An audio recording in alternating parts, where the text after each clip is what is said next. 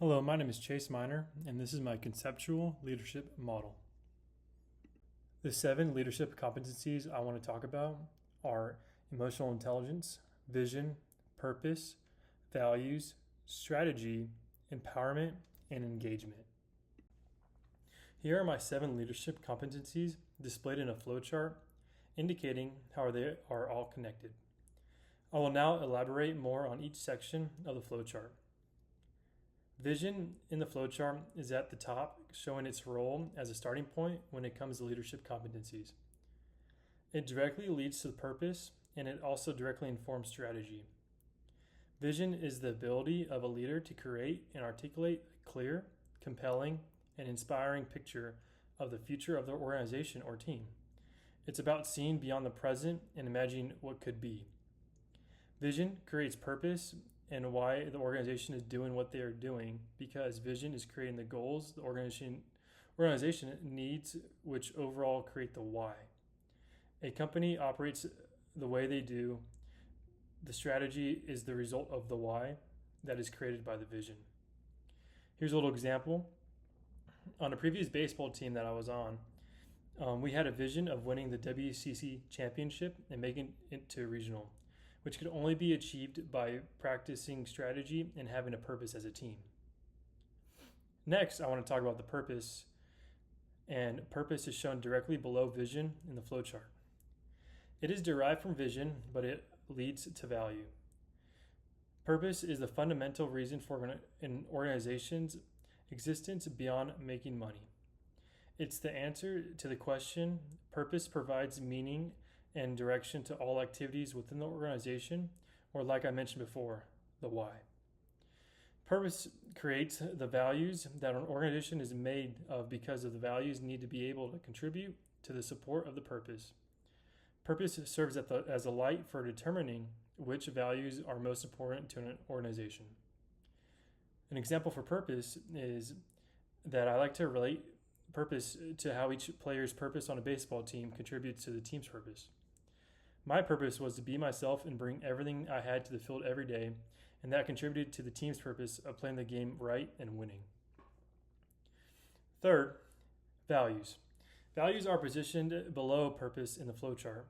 Values are informed by purpose, but they contribute to strategy. Values are the core principles and beliefs that guide behavior and decision making within an organization.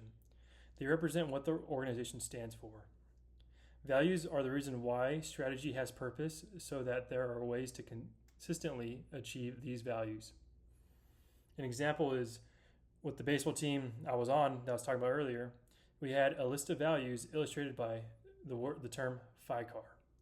F meaning family, I meaning integrity, C meaning competitiveness, A meaning academics, and R meaning reliability, which were the standards we were held to every single day, on and off the field. Fourth, strategy. Strategy is central in our flowchart with multiple inputs and outputs. It's informed by vision and values, but it drives both empowerment and engagement. Strategy is the comprehensive plan that outlines how an organization will achieve its vision and fulfill its purpose while adhering to its values. The example for strategy is different teams I've been on had different strategies to support the vision and the values of the team. I had been on one team that believed running and testing us mentally will lead us to obey values and vision, but I have also been on other baseball teams that do the complete opposite to achieve our vision and such. Both are successful, but it is important for leadership to find that what works for that team specifically. Fifth, empowerment. Empowerment is shown as an outcome of strategy in our chart. It is also influenced by emotional intelligence. Empowerment is to place trust in employees and grant them to make decisions. Strategy comes from the how to do we make this happen. Example for empowerment. On my old baseball team, no matter how hard it got mentally on us, our leaders continued to empower us by looking at the bigger picture and to always believe in ourselves and that we have everything that we need. By our leaders showing they had trust in us, we were able to thrive more and be confident in every decision we made on the field. Sixth, engagement. Engagement like empowerment is shown as an outcome of strategy. It's driven by strategy, but it's also influenced by emotional intelligence. Engagement focuses on building relationships with your employees so that it motivates them with the work, and with emotional intelligence, it shows that you care and give employees a confidence in the work and then leads to more success as a group. An example for engagement that I've been a part of is that we've had engagement from coaches and leaders, and this shows that they care about us.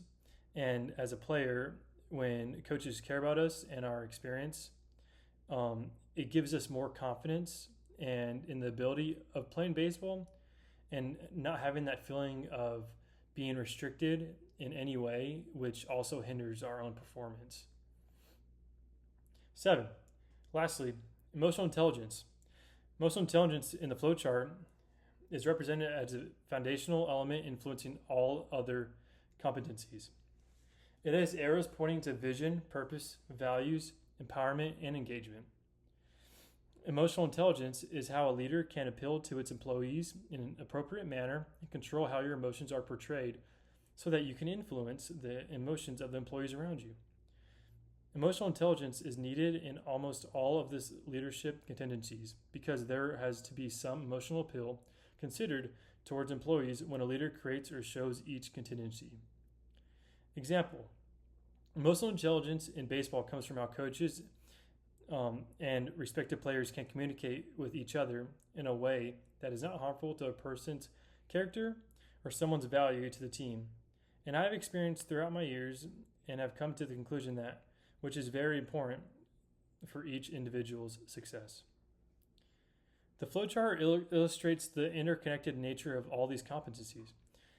The top-down flow from vision to purpose to values shows how the big picture informs the organization's reason for being and its guiding principles. The central position of strategy demonstrates how it's informed by vision and values and how it drives empowerment and engagement. The persuasive influence of emotional intelligence is shown by its connection to almost every other element, highlighting its role in effective leadership across all areas. This structure emphasizes that while there's a general flow from vision down to empowerment and engagement, the relationships are not strictly linear. Each competency influences and is influenced by others, creating a dynamic system of leadership. Thank you.